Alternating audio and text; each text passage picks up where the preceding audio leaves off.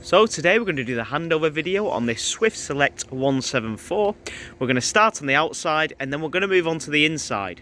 So firstly, coming over to the passenger side, you'll notice that you've got your flap here which will gain you access to your fill-up point for your diesel, and just below that is your AdBlue fill-up point. Your AdBlue, when it's empty or when it's running low, you'll get an indicator on the dash to warn you that that needs topping up. Opening up the passenger door, you'll notice on the door sill here you have got your tyre pressures along with your bonnet release catch, which is just connected to the bonnet here. Pull that to release the bonnet.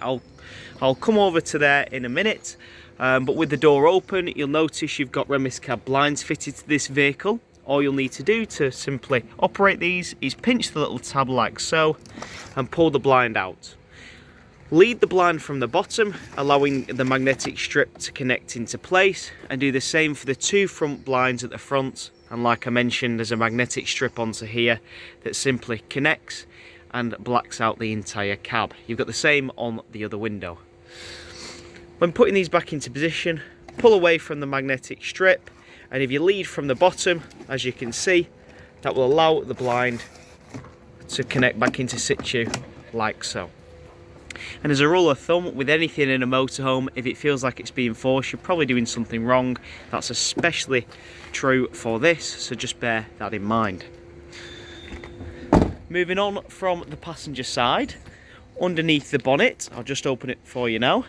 And with the bonnet open, the main things that you need to know underneath here is if you're ever jump starting the vehicle. To jump start it, you've got your negative terminal as indicated by the sticker above, which just connects onto this nipple here. And then your positive terminal just connects underneath this cap. There's a little plus sign on the cap there. It's a little bit difficult to see on the video. All you'll need to do is flick the cap up and then you can connect on to your positive terminal.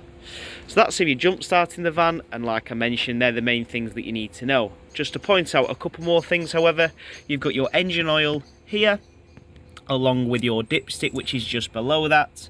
You've then got your brake disc fluid up at the top here, along with your engine coolant. Your power steering fluid is just next to that, and then right in the corner you've then got your washer fluid where you can top it up for your screen wash. Moving around to the side of the vehicle, you can see that you've got your first fill-up point for the motorhome. This is a fill-up point for the fresh water tank. This fresh water tank will hold approximately 90 litres of fresh water, and all you'll need is your key to open up this cap, and then using a food grade hose pipe you can simply fill up the tank. When filling up the fresh water tank, you do need to ensure that all your drain down points are obviously closed, to of course conceal and seal in the water, and then you can fill it up. When it's overflowing, you prime your system for your water, you'll filled up your system for your fresh, and then you can move on to your pitch. Now I personally recommend using a food grade hose pipe, as this ensures that there's no build-up of bacteria in the pipe for when you're putting water into the van. However, I wouldn't personally recommend drinking directly out of the fresh water tank. I would personally recommend drinking just bottled water. You're absolutely fine to obviously wash up with the water and boil the water, but to drink directly out of the tank, I would say not to do. I just use bottled water. Next to that, you'll also notice that you've got a little 12-point plug here. Now if you're on a smart site, some smart sites in the UK will provide you a 12 volt point where you can plug in an external pump, and then using an aqua roll or a point on the site you can then fill up the vehicle with fresh water instead of filling up the fresh water tank. And all that will do is, as soon as you turn the pump on rather and turn the tap on, that will pull water directly from the site instead of pulling it from your tank. And as I say, there are what called smart sites, and you can find them in the UK. Moving on, underneath the vehicle brings us on to your first drain down point. Now this is a little bit different, the drain down points in this vehicle. It's all done electrically and remotely from the inside of the van, so you've no valves or anything that you've got to turn manually. I'll show you how that can be drained when we're on the inside of the vehicle. You've got the same again for your fresh water drain down, which is on the other side, which again can all be done electronically.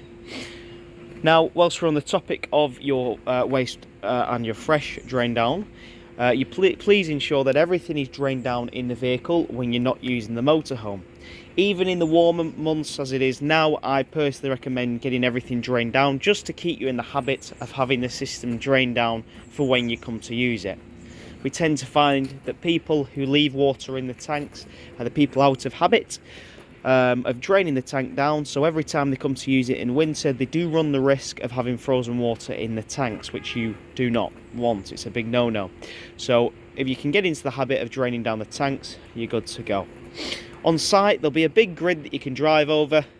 Simply click one of those electronic drain down valves, points rather, which I'll show you on the inside of the van, and that will allow you to drain down all of the water on site. Next up, you've then got your cassette locker, and opening up the cassette locker will gain you access to the cassette. Before removing this, please ensure that the blade on the toilet is closed. Again, I will show you that shortly as we move through the video. And to empty this, all you need to do is pull up on the orange tab and slide the cassette towards you. That will then release it, and you can then come to remove it to then empty the system. I'll just pop it on the ground for the time being just to show you how to empty this. All you'll need to do is turn the funnel outwards and remove the grey cap on the top of the funnel. Once you've done that, using the orange button right at the back there, click that, and that will release an internal vacuum, allowing you to empty the contents of the cassette. Once you've done that, you can then put a bit of water in the top of this funnel to wash out the system, and then if you are using a blue fluid to break down the waste of the cassette, you can take the cap off and pop that blue fluid into the top of the cap. There's a little measurement on there which will indicate how much you need, and then you can stick the cap back on, twist the funnel back into position, and the cassette is ready to go back in. You'll also notice that you've got an orange valve here which actually turns. This makes contact with the blade and allows you to open and close the cassette when moving that blade. This should always stay in this position. This should never be moved slightly, always in this position. If this is off slightly, the cassette won't go back in correctly, and again it could run the risk of you forcing and breaking it. So always ensure that that is in that position. Should be no need for you to remove that. Once you've drained this down, pick the cassette up, offer it back up to the tray, and slide it in until that orange handle connects into position, and then it's nice and sturdy, ready for when you're travelling. Next to that, you've then got a 230 volt point which you can then connect up to on the site, which will gain you access or capability to use anything 230 volts in the van, and will of course charge up your leisure battery. And moving to the back, you've then got your trim vent, which is in essence the vehicle's chimney. It can get quite hot, this. Finally, on this side, you can see you've got a little cap here which does remove. Push that in, turn it and remove that. And as indicated on here, it says gas low. This is a gas low fill-up point for your gas. When you're on site, when you're filling up your gas, there'll be a big pump that you can then connect this onto, and then fill the gas tank straight through here instead of swapping out the bottles. It's dead easy and dead simple to do. Obviously, stick that back on when you're travelling, like so, and then you're good to go. Moving to the rear of the vehicle, you've got a bike rack fitted to this particular motorhome, and then right up at the back as well, you can see you've got your reversing camera.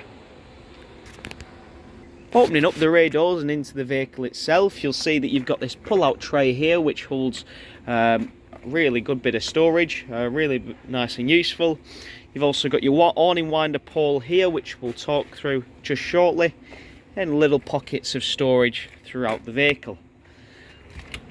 In here is where your gas low bottle has been fitted, and you can see that's all wired up to the external gas points, and you have got space for an additional spare bottle should you want it. When travelling, please ensure that the gas is turned off. You should only turn the gas on when you're stationary and using the motorhome, but when travelling, obviously keep it turned off. Above here is then your bed. This does actually fold up, so you can divide or half the mattress like so, and you can actually remove this slat here if you are standing things upright and you want to use it for a little bit more storage. Now you can see just above the gas locker I've just removed your mattress to the right, and also these wooden pallets that just come over here and sit over here. This will gain you access to the boiler, and just in the back there that will gain you access to the master switch. Now I will show you where how this can be done when we're on the inside of the vehicle when I come round, and I'll show you more in depth of where they are, but it's just to point out whilst we're here at the back. Moving around to the other side of the motorhome, you can see that this vehicle is fitted with a full Omnister awning. Now I will send you a separate video showing you how to operate the awning. But two things to bear in mind: if it is a windy day, never use the awning, you need to take it back in. Although you can buy storm straps for the awning, I personally recommend never to use the awning on a windy day, because one bit of gust of wind could potentially rip and tear the awning away from the vehicle, damaging your van and others. And then finally, the awning can also be used in rain. However, please bear in mind that on a dry day like today, you do need to pull that awning out just to dry out that canvas. You don't want to leave that canvas all rolled up wet for a long period of time, as it will simply ruin the canvas and lead to it decaying.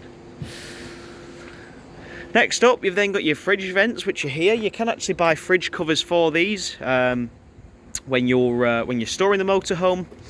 And one thing to bear in mind is this, of course, is where the fridge pulls all of its air from. So to allow it to run a little bit more efficiently, what I'd personally recommend is keeping this area in shade, or perhaps pulling the awning out, just keeping it away from the sun, just to allow it to run a little bit more efficiently on them extremely warm days.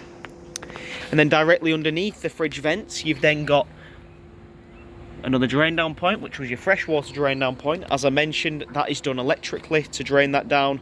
It's the same as the waste, which is on the other side. And again, once you're finished on site, you're not using the vehicle, you can drain everything down on site. So we're now back to where we started, and we can move on to the inside of the motorhome. You can see you've got an electric step here, which can be controlled via this little switch. You've also got a flip-up worktop here, and in here you've got your sink and your hobs. Now as you come through the motorhome, directly above you, you can see you've got your control panel. So I've just shut that door just to help with a little bit of lighting. So to turn the main control panel on, all you need to do is select this button, and that will turn everything on in the motorhome. You can see you've got a few options here. Firstly, click on your pump to activate your pump. That will, as I say, turn everything on for your pump, but only run that when you've got fresh water in the vehicle. Once you've got fresh water in the van, click the pump on, and then go to your taps, including your shower, and then turn them on to hot, and then turn them on. And what that will do is it will pull fresh water from the fresh water tank into the boiler and then out of the tap. When it's running steadily, you've primed your system for your hot water, and then flick it over to cold and do the exact same. It will run, it will spurt and sputter initially, but then when it's running steadily, you've primed your system. Once you've done that for all your taps, including your shower, you can actually leave your pump on, because in each of your taps you've got something called a micro switch, which will activate and deactivate the pump whenever you need it. So just like at home when you turn the tap on and it activates a pump to pull the water through, it will do the same in your motorhome. The only time you do need to have that pump turned off, of course, is if you've got no fresh water in the vehicle, as if you leave that pump on with no fresh water in the motorhome, it will of course burn the pump out. Coming back up to the control panel, you've then got your awning lights here. So there's a little door light on the outside, so you can turn that on. And then next to this, you've then got your lights on the inside of the motorhome. So you can see you've got little spotlights around the vehicle, and you can actually set these on or off just by clicking here. You can see that's on and that's off. And you can also dim these should you want to, and they're for your mood lighting around the vehicle, like these strip lights. Coming back to the home, you've then got your power button. So this will indicate what your leisure battery voltage is, as well as your vehicle battery voltage as well. And you can also have a battery select, so you can change this from vehicle to leisure, so it depends on what you're wanting to run everything off. I personally recommend only leaving it on leisure. Never change that to vehicle battery, because if you do that, that will run all your lights and everything off the vehicle battery, which will in turn obviously drain that battery, and then you could be stuck without being able to go anywhere. So please ensure that that remains on leisure. And as I say, up here it will show you the leisure battery voltage and then also your vehicle battery voltage. Clicking the arrow next, you then got AC current if we're plugged in, which we haven't. You can set a limit as well. The main thing that you need to know is obviously your leisure battery voltage and your vehicle battery voltage. Coming back over to home, you've then got your water. You've got currently with nothing in the fresh water tank or the wastewater, hence why it's reading 0%. And at the bottom, we've got a couple of options. So you've got your tank heater here, so you can actually turn tank heaters on. So if the vehicle is extremely, if you're using the vehicle in extremely cold climates, you can turn your tank heaters on, which will prevent anything from freezing. You've then got your level alerts that you can turn on. So if the vehicle is getting, or the fresh or waste is getting below a critical level, it will alert you. And the same thing for frost alerts, you can turn that on, which will go off the external temperature, and if it thinks that it's going to get too frosty and potentially freeze the water on the inside, you can leave frost alerts on, and that will notify you when you need your tank heaters to operate. And then finally, as I mentioned on the outside, the fresh and the waste water drain down point is all drained down electrically. Empty fresh, all you've got to do, click empty fresh and click confirm, and that will empty the fresh water tank. And then the same thing for empty waste. Click empty waste and click confirm to empty that tank. I'm not going to do it at the moment because there's nothing in them, but it's as simple as that. Really easy. Coming back to home, you've then got your heating. So you can actually operate all your trimmer heating through this main control panel. I personally don't recommend doing it through the panel. I think it's much easier and better through the main trimmer control panel. So I'm not going to show you how to operate it through here. I'm going to show you through here instead, but you can do it through that should you want to. And then you've got your settings panel. So this obviously, you've got your general settings where you can operate you change your timing and your date. And then finally, you've got your fridge temperature as well, so you can change all the options on the fridge. Again, I personally recommend doing this strictly on the fridge itself. It's a lot easier rather than doing it through the panel, but again, you can do should you want to. But like I mentioned, I'm going to show you on the fridge itself. To turn this off, all you've got to do is hold this button in and eventually everything will turn off, but I'll leave everything on for the time being. Now next to that is your control panel for your heating. Select that. Now everything below the line is what you want to select. Firstly is your vehicle temperature. Click that and you can change that all the way up to 30 degrees should you want to by using this dial. Next up, you've then got your water temperature, so you can have this on Eco, Hot or Boost. Eco is approximately 40 degrees, Hot is approximately 70 degrees, and Boost will concentrate on heating the water itself rather than heating the vehicle. You've then got your fuel, which is really important. So this is where you can decide which fuel you want to use whilst running your heating. So you can either run it off gas, Mix 1, which is a mixture of gas and 1 kilowatt electric. Mix 2, which is a mixture of gas and 2 kilowatt electric. EL1, which is purely 1 kilowatt electric, or EL2, which is 2 kilowatt electric. Now 9 times out of 10, if you're based on a campsite, you're going to be running it off EL2. Certain campsites, especially abroad, don't provide you with much power, so you may be forced to run it off EL1. If that is the case, a vehicle of this size is going to struggle getting up to temperature with just EL1. So what I'd recommend is stick it on Mix 1 or just gas itself. And then obviously when you're wild camping, you'll just have it on gas. Next up, you've then got your fan option. So at the moment, because I've not got anything selected, it's only giving me the option of vent, and this is for the vehicle heating itself. So this will recirculate the air in the vehicle. But obviously, if you had got a fuel selected, click fan, and that will give you the option of Eco or High. Eco will of course turn the fan on and will start getting that vehicle nice and warm and pumping the air through, and High is a more intensified version of that fan. Moving down to the bottom, through the dial, you've then got a little timer button, so you can set a timer of when you want the control panel to come on and off. You can then change the time that's displayed on the panel, and then finally you've got your settings panel. In here there's a couple things like brightness and temperature and everything. The main thing that you need to know is your reset button. Now you'll need to reset this system if you ever get an error code displayed on the panel. Now this tends to happen typically because you've selected a fuel that you haven't got. So say for example I was to run the heating off electric. As I've not plugged into 230 volt electric, I'll get an error code on here. And if I get that error code, I'll need to click the reset button. Now the reset button you just do by going through the panel, that settings panel and selecting reset, and then it will say preset, and then the screen will flicker, and then eventually it will come back on. It will come back on after about 30 seconds, but you will need to wait a full 20 minutes rather, for the panel to register the reset, and then it can be used again. So just bear that in mind. And if you can, always get into the habit of turning this panel off just by holding this button in, and then it will say off eventually. Before removing a fuel, because if you remove the fuel before turning this off, it will get a fault code. So then when you come to use the vehicle next, you'll have to reset the vehicle, the panel again, which can be a bit of a pain. So again, just bear that in mind.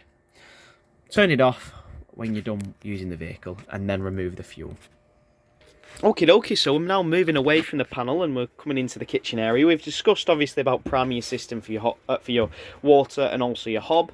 Underneath here you've got a nice bit of storage as well as your oven. And then also in here, one thing to mention is you have got some taps which are just located here. These are what are called isolation valves, and they will allow you to isolate certain areas of the vehicle. They're only designed for the technicians when working on the motorhome. They'll allow us to gas test various areas of the vehicle, so just leave them as they are. You'll also notice above your kitchen area you've got a really nice size window. On all your windows around the vehicle you've got a fly screen, and you've got a blackout blind as well. And you can open these by simply turning these clips and releasing the window and letting them connect into position. You can hear them little clicks. Slowly press up to there and it will allow you to set the window in place. To bring the window all the way back in, press it all the way up, and then you can seal it into position. You can actually put these windows on venting as well should you want to, which will allow a little bit of airflow through the window and will circulate that air, but please ensure that when you're travelling these are nice and sealed like so. The same thing goes for the overcab skylight. You can open this by simply pressing onto this and sliding the lever back towards you. But again, please ensure that when travelling these are closed. In the lounge area, you can see you've got your two captain's chairs here, which do of course swivel, allowing you to sit at the table. And this table does actually remove, and you can also, using this knob here, just pull that, and that will release this second worktop, which can slide around and act as a little bit of worktop for when you're cooking, or if anyone's sat here they can obviously eat the dinner there. Now just to show you, you can see I've removed the table. It's quite easy. All you've got to do is press these latches down and then lift the table up at an angle and pull the table away from you, towards you rather, and then using these little buttons here, press that in and it will allow you to fold the leg flat, so that can then store in the bedroom area if you want a little bit more space during the day. You'll then also notice you've got a little bit of underfloor storage, which is dead handy, and then also a little cupboard here with some more storage underneath the forward facing passenger seats. On the side of this seat you'll notice that you've got a heater vent which will circulate and heat the vehicle, and then you've also got a little switch here which will turn on and off the little lights in the floor area. Above you've also got a really good bit of storage, and you can see that this vehicle is fitted with a solar panel, and this is where the regulator for the solar panel is located. Now for your solar panel you don't need to do anything with it, just leave it as it is. That will regulate the charge that is going into the leisure battery. And then whilst on the topic of the leisure battery, you can see that underneath here is where that is located. So moving through to the rear of the vehicle, you can see that you've got a really good bit of storage up here with a nice bit of hanging space, and you'll notice that you've got your aerial for your telly, which is located here. To operate the aerial and to get the most out of it, all you'll need to do is unscrew this white valve here, and then that will allow you, I've done it the wrong way actually, there we are, that will then allow you to push the aerial up into position, and then you can tighten that so it's ready to be used. At the back there is where your amplifier is, so you can turn this on and off via this switch at the top. I personally leave that on at all times, as that will turn off automatically when you turn the main power off on the panel. You've then got a little dial on here where you can change the range of it and improve it, and then like I mentioned, you can then push the aerial up to improve the signal. You've then got a little arm on the aerial which you can then twist and wind to tilt the head of the aerial, again to improve your range.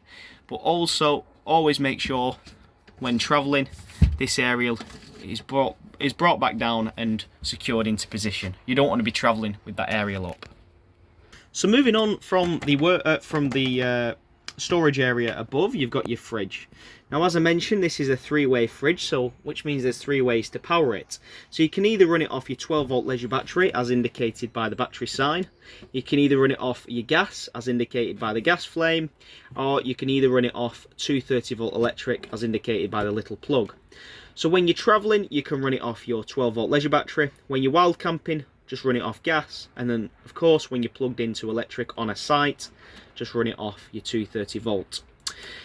Now, a lot of people think that they can run the fridges off the 12-volt leisure battery when they're wild camping. However, that is not the case. If it was, it would simply pull so much power from your leisure battery you'd be left with nothing. So this fridge will only work off your gas when you are wild camping. When you're travelling, you can only run it off your 12-volt leisure battery.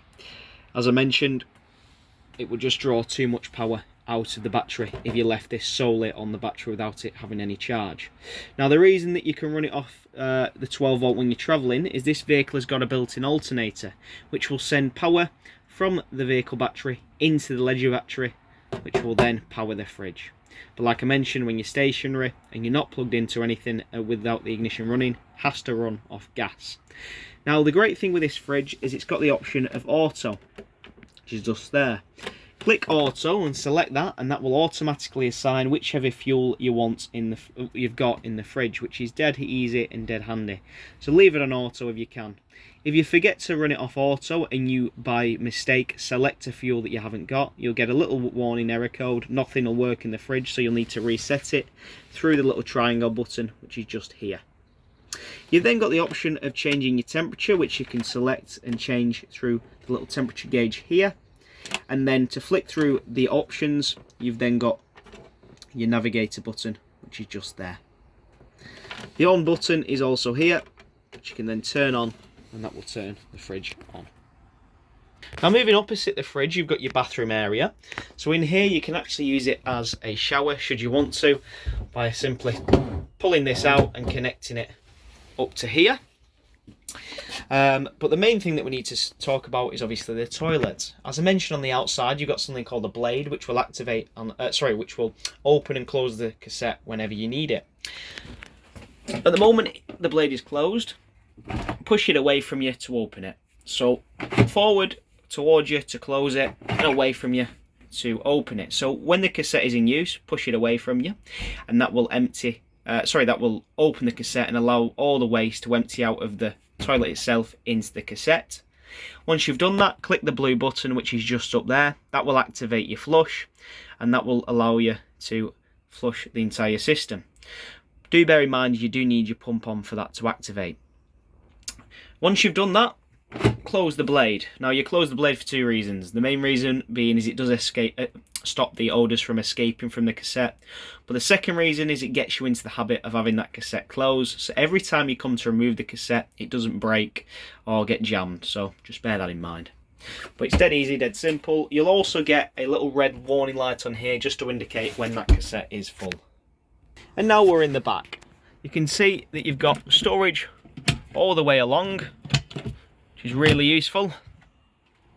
And as I mentioned, on the outside of the vehicle, you've got two hatches here. One gains you access to the boiler, which is really just for the technicians when working on the vehicle and if we ever need to manually reset the boiler.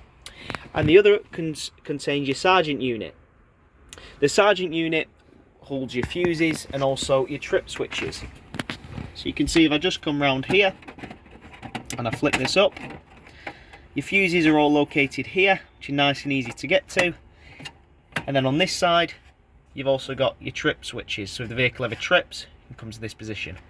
I personally recommend taking some spare fuses with you, so if anything does trip in the vehicle or blow, you can simply replace them nice and easily. They are just normal generic fuses. You've then got a couple of buttons up here, so you can actually reverse the polarity if needs be, if you're going abroad. You've then got the charger button, which is on all the time. I'd leave that on. And then you've got the heating and hot water, which you can turn off should you want to, but again, leave that on.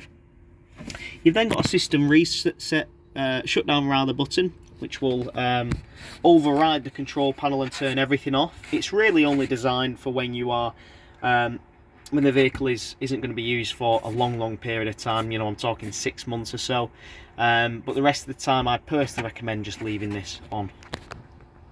Now the final thing that we haven't discussed is your final drain down point for your boiler. The boiler drain down point is actually located in this hatch here. Now you can see, and something that I didn't mention on the outside, is this panel does remove, but actually hinges up to the right hand side and connects in via these plastic buckles. Now to get into here, all you've got to do is step in and your drain down point is just located there.